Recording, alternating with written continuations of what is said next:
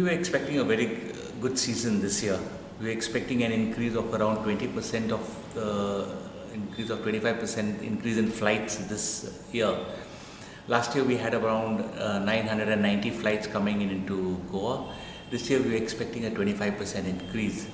But out of the blue came this restrictions laid down by the Navy and Airport Authority of India, which has completely shattered our hopes of having a great season.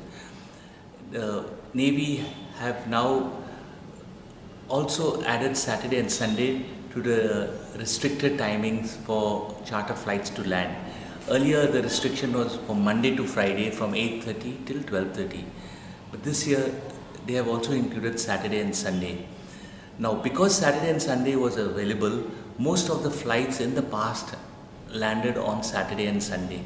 With these restrictions, many have threatened to withdraw their flights to Goa. Even the Russian agents are very upset. Now all this pressure from the Navy and Airport Authority of India is creating a lot of problems for the flight owners. Earlier, for the last many years, slots were also being released in the first week of September. This year they have not yet released the slots.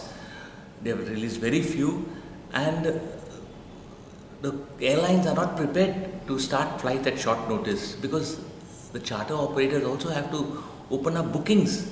So if you are going to delay allotting slots, we are going to have a decline in tourists arriving to Goa.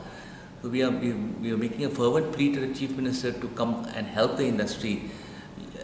It should not be like, it should not go the same way as the mining industry went. It will affect.